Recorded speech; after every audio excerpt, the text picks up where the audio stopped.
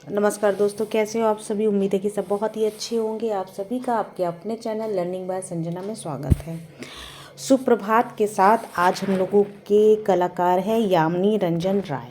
ठीक है, यामिनी रंजन राय, आज इनको हम लोग देखेंगे और दोपहर में 3 बजे हम लोग 125 क्वेश्चन का महामैराथन करते हैं। शाम को हम लोगों का पॉइंटर चलता है। इस समय मिस्टर लक्ष्य, ये जो नए लेखक आए हैं हमारे बीच, जिनकी बुक इतनी अच्छी है कि मुझे तो लगता है कि अगर मार्केट में आएगी तो धूम मच जाएगी।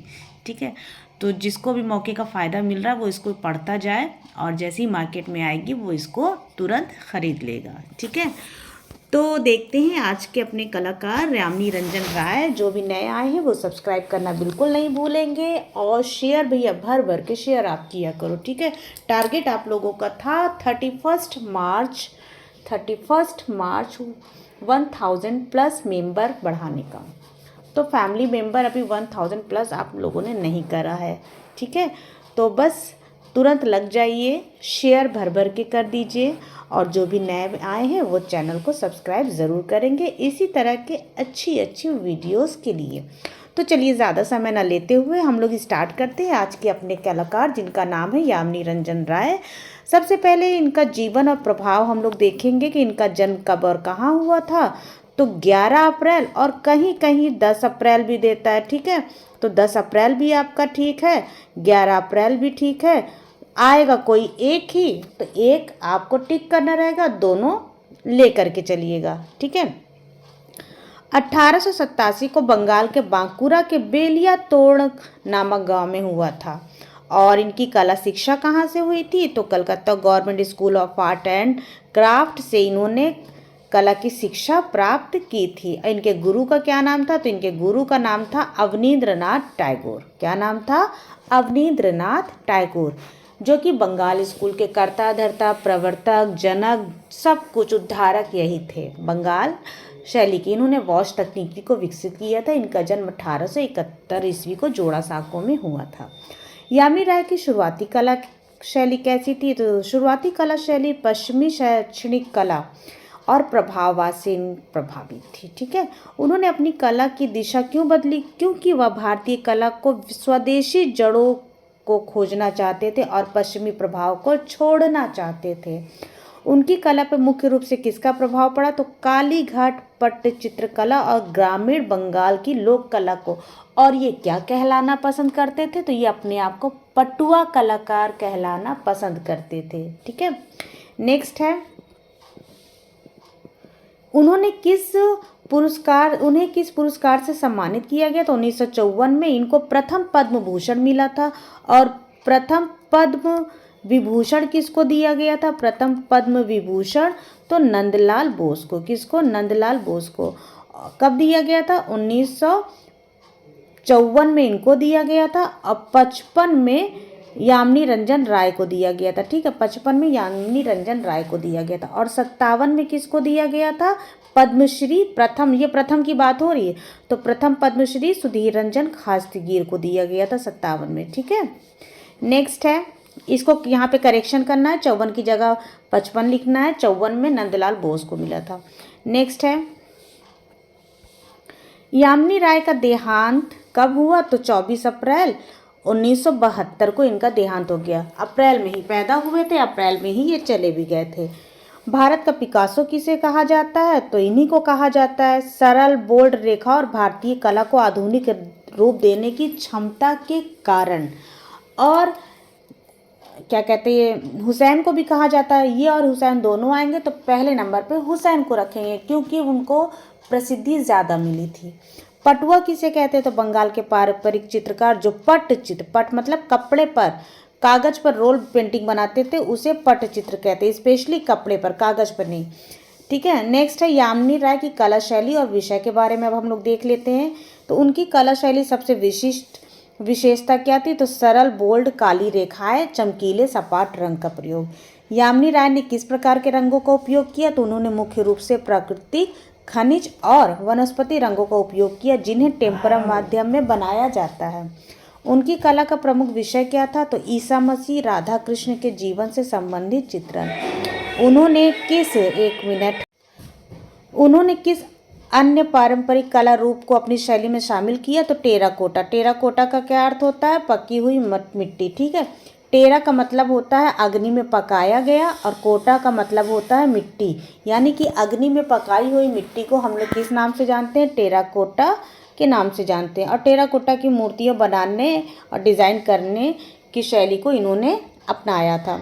इनकी बिल्ली श्रृंखला क्यों प्रसिद्ध है? तो यह घरेलू विषयों और सरल चंचल रेखाओं का एक सुंदर उदाहरण है। माँ और शिशु, मदर एंड चाइल्ड, उनकी कला में किस भावना को दर्शाता है? तो सार्वभौमिक प्रेम और ममता को। उन्होंने कौन से पशु के चित्र बनाए? तो बिल्ली, गाय और बाघ के चित्र बनाए थे।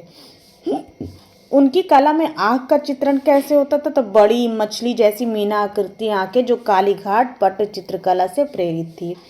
उनके चित्रों में स्पेस या स्थान कैसा होता था? तो नकारात्मक स्थान होता था। स्थान का प्रभाव उपयोग किया जाता था, जहाँ पृष्ठभूमि अक्सर सपाट और रंगीन होती थी। उन्होंने किस माध्यम को प्राथमिकता दी? तो टेम्परा ऑन क्लॉथ या कैनवास को उन्होंने माध्यम दिया। इनके छापा कला का चित्रण भी देखते हैं। तो पहले तो छापा कला देख लेते हैं क्या होता है। तो एक ऐसी कला प्रक्रिया जिसमें स्याही को एक सतह मैट्रिक्स से कागज या कपड़े पर स्थानांतरित करके कई प्रतियां बनाई जाती हैं, उसी को छापा कला कहते हैं। नेक्स्ट है, छापा कला की प्रमुख 4 श्रेणियां होती हैं। कौन कौन सी? तो रिलीफ, इंटैग्लियो, प्लेनोग्राफी और स्टेंसिल। छापा कला में मैट्रिक्स क्या होता है? तो यह मूल सतह है जिस पर कलाकृति बनाई जाती है, जैसे लकड़ी या ब्लॉक, धातु के प्लेट और पत्थर। एडिशन क्या होता है? तो एक ही मैट्रिक्स से छपाई की गई कुल संख्या, जिसे 50 या 100 के रूप में चिन्हित किया जाता है। ठीक है, अब देखेंगे कि यामिनी राय का छापा कला से क्या संबंध था। तो क्या यामिनी राय ने व्यावसायिक रूप से छापा कला का अभ्यास किया था? हाँ, उन्होंने मुख्य रूप से पेंटिंग पर ध्यान केंद्रित किया, लेकिन उनकी शैली छापा के लिए बहुत उपयुक्त थी। यामिनी राय की शैली छापा कला के किस रूप से मिलती जुलती है? तो लिनोकट या वुडकट। उन्होंने उनकी कला की किस विशेषता ने आधुनिक ग्राफिक डिजाइन को प्रभावित किया? तो काली परिभाषित आउटलाइन और न्यूनतम रंग पैलेट का उपयोग ने परिभाषित किया। उनकी किस पेंटिंग को आसानी से वुडकट या लिनोकट में बदला जा सकता है? तो गोपनीयों और 3 पुजारिन को। सेरीग्राफी या सिल्क स्क्रीन प्रिंटिंग क्या होती है? तो स्टेंसिल विधि, जिसमें कपड़े की जाली स्क्रीन के माध्यम से स्याही को धकेल कर छाप लिया जाता है। इसको विस्तार से जब ग्राफिक पढ़ाएंगे तब पढ़ाएंगे, यहाँ पढ़ने पर आपको नहीं समझ में आएगा। ठीक है, अगर मान लीजिए क्लास 5th के बच्चे को डायरेक्ट 10th की बुक पकड़ा देंगे एक बार की, तो नहीं समझ में आएगा, जब तक कि उसका इंट्रो नहीं देंगे, भले ही उसको 10th में क्यों ना एडमिशन करा दें। यामिनी राय ने लोक कला के अलावा किससे प्रेरणा ली? तो बैजेंटाइन कला और मिस्र की कला से इन्होंने प्रेरणा ली। क्या यामिनी राय ने कभी कोई मूर्ति या त्रिविमीय कलाकृति बनाई? बिल्कुल, टेराकोटा से प्रेरित होकर त्रिविमीय कलाकृति बनाई थी। यामिनी राय का सबसे प्रसिद्ध चित्र कौन सा है? तो घोड़ा और हाथी और गोपनिया। नेक्स्ट है, एक मिनट, ये आगे पीछे है ना, तो थोड़ा सा इसी में ग्राफिक भी घुसा हुआ है। यामिनी राय ने अपने कला, अब हम लोग देखेंगे यामिनी राय, कला और भारतीय राष्ट्रवाद। यामिनी राय ने अपनी कला में स्वदेशी आंदोलन को कैसे दर्शाया? इसके लिए उनको बताना पड़ेगा कि ये बीच से उसको हटा दें। उन्होंने पश्चिमी कला शैली को त्याग कर विशुद्ध रूप से भारतीय लोक कला और सामग्रियों को अपनाया था। उनके कार्य किस समय भारत में आधुनिकतावाद को स्थापित कर रहे थे? तो 1920 के 30 के दशक में। उनकी कला को आदिम आधुनिकतावादी क्यों कहा जाता है? क्योंकि उन्होंने आदिम प्रिमिटिव भारतीय लोक कला को आधुनिक शैली में रूपांतरित किया था। नेक्स्ट है, कालीघाट पट चित्रकला क्यों लोकप्रिय हुई? यह 19वीं सदी में कलकत्ता के काली मंदिर के पास बिकने वाली सस्ती तेज गति से बनाई गई पेंटिंग है। यामिनी राय की डॉल, गुड़िया चित्र श्रृंखला किससे प्रेरित है? तो बंगाल के पारंपरिक ग्रामीण खिलौने और गुड़िया से। उन्होंने अपने चित्रों में कौन से 3 मुख्य रंग बार बार उपयोग किए? तो लाल, पीला और सिंदूरी लाल, यानी ऑरेंज कलर को। यामिनी राय किस आधुनिक कला समूह से जुड़े थे? तो वह दिल्ली शिल्पी चक्र से जुड़े थे। किससे? दिल्ली शिल्पी चक्र से जुड़े थे। ठीक है, प्रगतिशील से नहीं जुड़े थे। यामिनी राय की कला में काल रेखा का क्या महत्व है? तो यह विषय को परिभाषित करके सादगी लाने और ऊर्जा प्रदान करने के लिए महत्वपूर्ण है। कला बाजार में यामिनी राय के चित्रों का महत्व क्यों बढ़ा? क्योंकि भारतीय लोक कला की जड़ों को आधुनिक रूप में स्थापित करने के कारण बढ़ा था। क्रॉस पर ईसा श्रृंखला में यामिनी राय ने किस परंपरा को दर्शाया? तो कालीघाट शैली में पश्चिमी विषय वस्तु को चित्रित करने की अनूठी परंपरा को। ठीक है, ये बीच बीच में जो है यामिनी राय की कला में दो पशु चित्रण जैसे बिल्ली और मछली का क्या महत्व है? तो यह संतुलन और पारंपरिक भारतीय रूपांकनों को दर्शाता है। छापा कला पे देखो, फिर से छापा कला, इसको नहीं पढ़ाएंगे हम, यामिनी राय पढ़ा रहे, यामिनी राय ही पढ़ाएंगे। यामिनी राय की पृष्ठभूमि का रंग कैसा होता है? तो अक्सर सपाट, बिना किसी छायांकन और गहराई के, जैसे पीला, लाल और सफ़ेद। इसीलिए बुक अभी लॉन्च इन्होंने नहीं किया है ना, इसको ये कंप्लीट कर रहे हैं, तो 27 में ही ये लॉन्च करेंगे। ग्राफिक कला और समकालीन कला का प्रभाव इनके चित्रों पे देखते हैं। यामिनी राय का आधुनिक भारतीय छापाकारों पर क्या प्रभाव था? उन्होंने भारतीय विषयों को बोल्ड ग्राफिक तरीके से प्रस्तुत करने की प्रेरणा दी।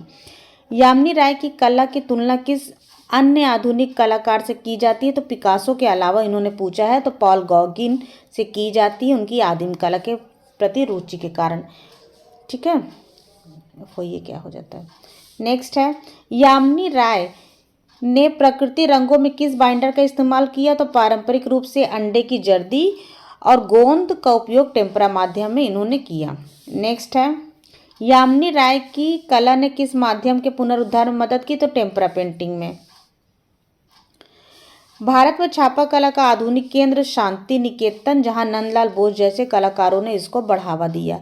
यामिनी राय के राधा को कैसे चित्रित किया? एक सरल, अलंकृत और आध्यात्मिक सुंदरता वाली आकृति के रूप में इन्होंने राधा को चित्रित किया। अब हम लोग देखेंगे यामिनी राय की ग्रामीण कला और दर्शन। यामिनी राय ने लोक कला को अपनाने के लिए किस प्रकार की कला शिक्षा का विरोध किया? तो उन्होंने पश्चिमी कला आदमियों में पढ़ाए जाने वाले त्रिआयामी परिप्रेक्ष्य यानी कि 3D पर्सपेक्टिव और शेडिंग का विरोध किया। यामिनी राय की कला में सादगी, सिंप्लिसिटी का क्या अर्थ है? कला को अभिजात वर्ग से हटाकर आम लोगों तक ले जाने और उसके स्वरूप में सरलता बनाने का। उनके चित्रों में ईश्वर और मानव का संबंध कैसा था? वे दोनों सरल, सममित और सिमेट्रिकल और समान महत्व वाले आकृतियों के रूप में प्रस्तुत करते थे। यामिनी राय की कला पर पट्ट चित्र शैली का मुख्य प्रभाव क्या था? तो आकृति की सपाटता और रेखाओं की गतिशीलता।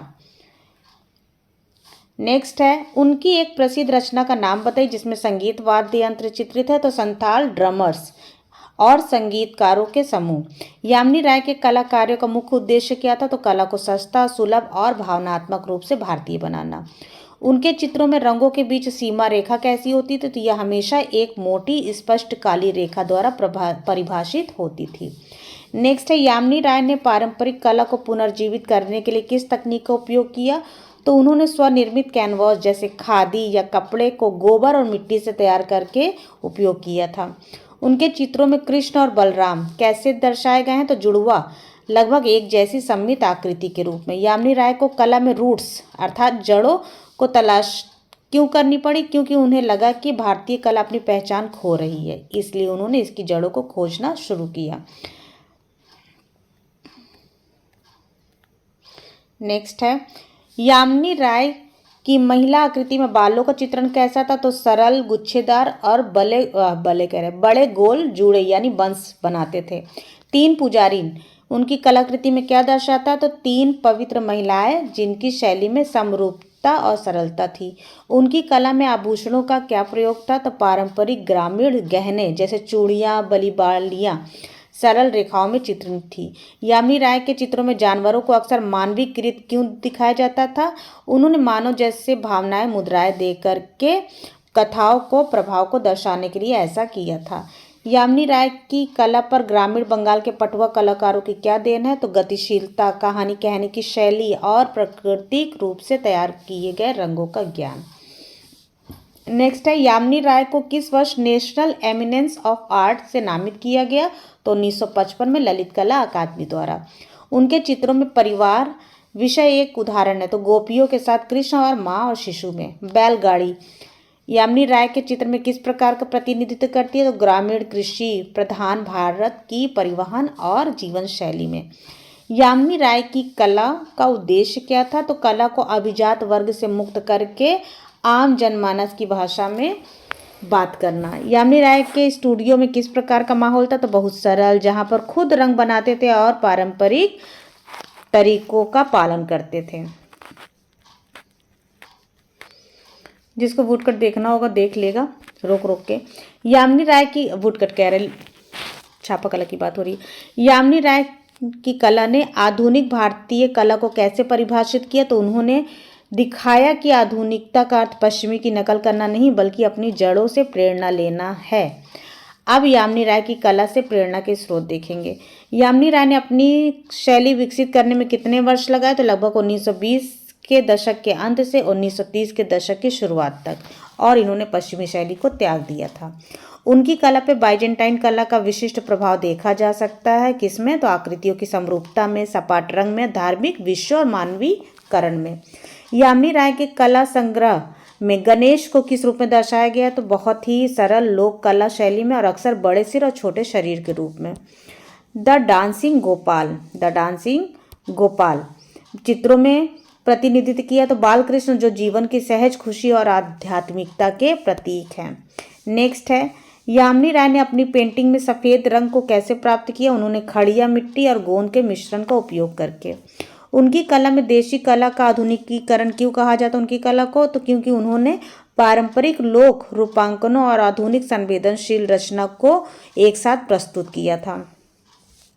किस अंतर्राष्ट्रीय कलाकार ने यामिनी राय के काम की प्रशंसा की, उनके पेंटिंग खरीदे? संभवतः उनकी कला में 1940 के दशक में कलकत्ता में रहने वाले यूरोपीय और ब्रिटिश सैनिक को आकर्षित किया। यामिनी राय ने अपनी कला कार्य को किस कीमत पर बेचा? तो उन्होंने जानबूझकर अपनी कला को सस्ता रखा ताकि यह आम लोगों के लिए सुलभ हो सके। यामिनी राय के काम में टेराकोटा हॉर्स का रूपांकन कहाँ हुआ? तो यह बंगाल के ग्रामीण मंदिरों और लोक पूजा से स्थलों से प्रेरित था। यामिनी राय के चित्रों में संथाल समुदाय के चित्रण में क्या महत्व है? तो उनकी जीवन, उनकी नृत्य शैली और पारंपरिक संस्कृति के प्रति आकर्षण को दर्शाता है। नेक्स्ट है, यामिनी राय की कला में, यामिनी राय की कला को देखते हुए उनकी रचनाओं को किस प्रकार के ग्राफिक पोस्टर डिजाइन के लिए आदर्श माना गया? तो बोल्ड, संदेश उन्मुख और न्यूनतम पोस्टर के लिए। नेक्स्ट है,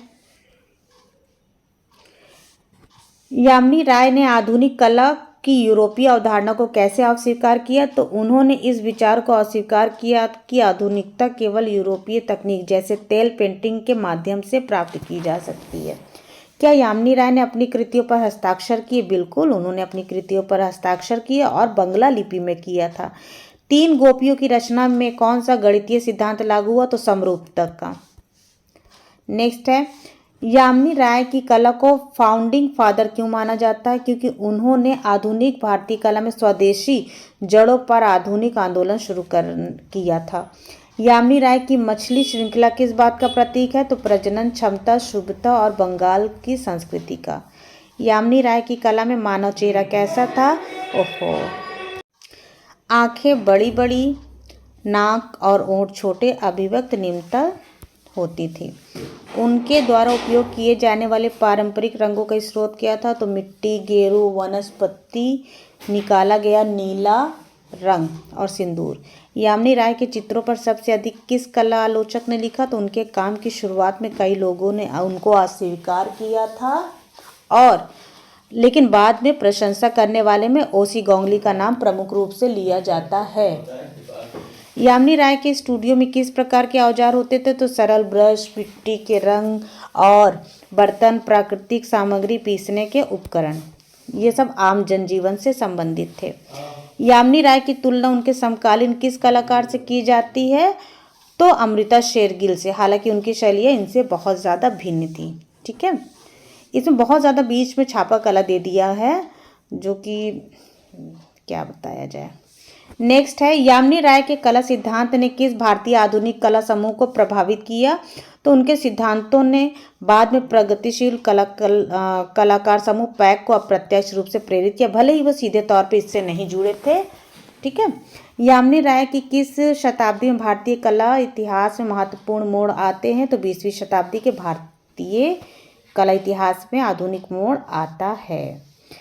उनके चित्रों में ईसा मसीह के चित्रण में भारतीयकरण को कैसे देखा जा सकता है? तो भारतीय वस्त्र आभूषणों में कालीघाट शैली की बोल्ड रेखाओं के द्वारा।